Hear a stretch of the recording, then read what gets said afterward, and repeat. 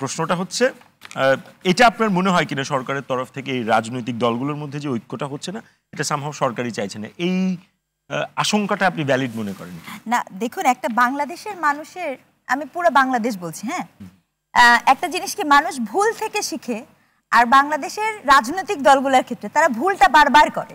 মানে আপনি হিস্টোরিক্যালি দেখবেন, আমি আপনাকে এক্সাম্পল দিচ্ছি, মানে একদম আপনি খেয়াল করে দেখবেন, আপনাদের নিশ্চয়ই ফখরুদ্দিন মঈনুদ্দিনের সরকারের কথা মনে আছে, তো ওনাদের আবার ওয়েলকামিংটা দারুণ ছিল।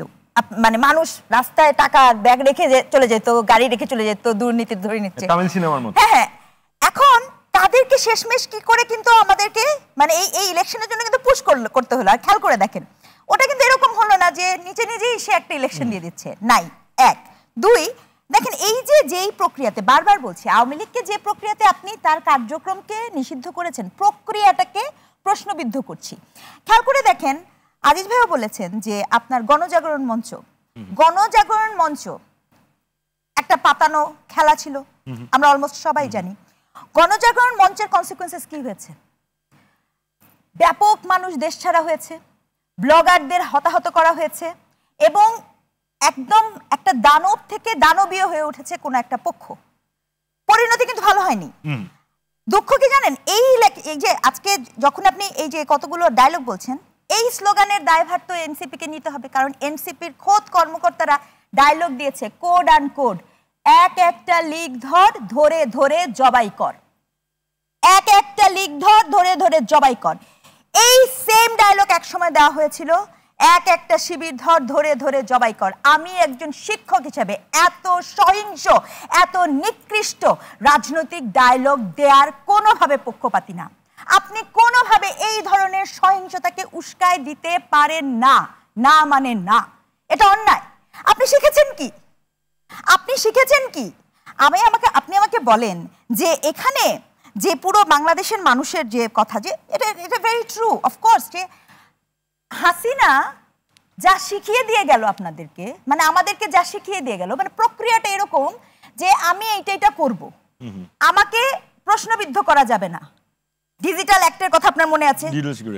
আমাদের উপদেষ্টা মহোদয়, তরুণ উপদেষ্টা মহোদয় সমানে সুন্দর করে পোস্ট দিয়েছেন, আওয়ামী লীগের বিরুদ্ধে যদি কেউ কোথাও কোনো আলোচনা করে ফেসবুক, আওয়ামী লীগের বিরুদ্ধে না, আওয়ামী লীগের পক্ষে, সরি পক্ষে যদি করে, তাকে সাথে সাথে আপনি তুলে নিয়ে যাবেন, গ্রেফতার করা হবে। এটা কিভাবে একজন উপদেষ্টা, আমি আসলেই জানতে চাই, under which circumstances, what are the logic behind that? আপনি একটা উপদেষ্টার চেয়ারে বসে আছেন, এই দায়িত্ববোধ, কিভাবে আমরা এই ধরনের কথা বলতে পারি? দেখেন, আমরা তো কথা বলে দেই, কিন্তু এই কথার অনেক ইম্প্যাক্ট পড়ে। আমি একজন নৃবিজ্ঞান হিসেবে বলছি, আমরা যখন গবেষণা করতে চাই, এই দেশের মানুষ গবেষণাকে দাম দেয় না। কারণ আমাকে একজন বলেছিল যে যেই দেশে অনেক ভালো চোর থাকে সেই দেশের অ্যাডভোকেটরা ভালো হয়। এখন ঘটনা হচ্ছে, বাংলাদেশের গবেষণা পাঠ করবে বা গবেষণার যে মূল্যায়ন দিবে, গবেষক তৈরি হবে কোত্থেকে?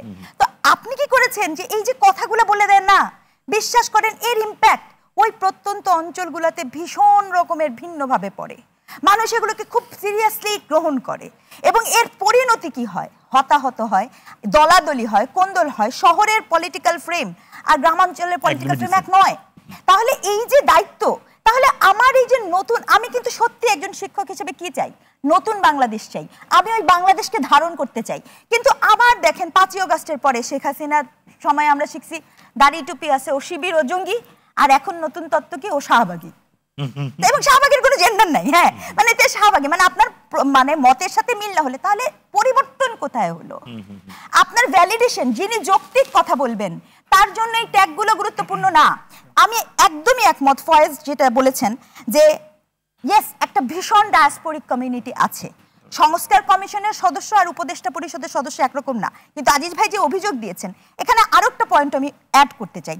ধরেন আমি রেজওয়ানা করিম স্নিগ্ধা অকল্যান্ড থেকে পড়ে এসেছি, ওখানে আমার বিশ্ববিদ্যালয়ের চাকরির অফার ছিল, সেটি ছেড়ে আমি দেশে এসেছি। আমার ডিন জিজ্ঞেস করেছিল কেন এসেছো, আমি বলেছি যে 10 টাকা দিয়ে বিশ্ববিদ্যালয়ে পড়েছি। আজকে আমি যা ওই রিক্সা চালকের ছেলের রিক্সা চালকের টাকার তা আমার দায়িত্ব তাকে কিছু দেয়া। এই দেশাত্মবোধটা যিনি বা যারা দেখাবেন তাদেরকে তো আমাদের গ্রহণ করতে হবে, সুযোগ তো দিতে হবে। মাহাতির মোহাম্মদ মালয়েশিয়া করেছিলেন একই মডেলে, ডায়াসপোরিক কমিউনিটিকে সামনে নিয়ে এসে। এখন প্রশ্ন হচ্ছে যে যা কিছু বলা হচ্ছে এই সংস্কার, একটা কথা বলি, সংস্কার কখনো সকল সংস্কার সমান্তরাল ভাবে যেতে পারে না। দু একটা সংস্কার কেবল যেতে পারে, সংবিধান, নির্বাচন কমিশন, বাকি সকল কিছু একটা কন্টিনিউয়াস প্রসেসের অংশ। বিচারের তো বিচার, আচ্ছা আসিয়ার কথা নিশ্চয়ই মনে আছে, আজকে 2 মাস হয়ে গেছে, আসিয়ার বিচার নিয়ে আমাদের আর কোনো কথা নেই। বাংলাদেশের বিচার প্রক্রিয়া কবে কখন র‍্যাপিড ফায়ারের মতো চলেছে, কাজে আমি আপনি বুঝি বিচার প্রক্রিয়া ইটসেলফ র‍্যাপিড ফায়ারের মতো যাওয়ার জিনিসও না, এক্স্যাক্টলি কখনোই যায়, কারণ আপনাকে এই আওয়ামী লীগের বিচারকে করতে গেলে আন্তর্জাতিকভাবে গ্রহণযোগ্যভাবে করতে হবে, এটা আপনি বোঝেন, পলিটিক্যালি সেটা খুব কারেক্ট। কাজে আপনি একটা চাপ দিয়ে তড়িঘড়ি করে এটা করবেন, এটা একটা বাহানা। I am very sorry to say, এটা একটা চলমান প্রক্রিয়া। আর শুধু আওয়ামী লীগের বিচার করবেন, এই যে প্রজ্ঞাপন জারি করলেন ক্রিমিনাল ট্রাইব্যুনালে যুদ্ধাহতদের, মনে আছে তো না, ৭১-এর যারা গণহত্যার সাথে যুক্ত ছিল তারা হঠাৎ করে এই অ্যাক্টের বাইরে চলে গেল কিভাবে? তারা কেন এই অ্যাক্টের মধ্যে পড়লো না? শুধু কেন আওয়ামী লীগে পড়লো? ওই অ্যাক্টের মধ্যে কি লেখা আছে অনলি 24 যা হয়েছে তাদের জন্য করা হবে, আগের গুলো কোথায় গেল?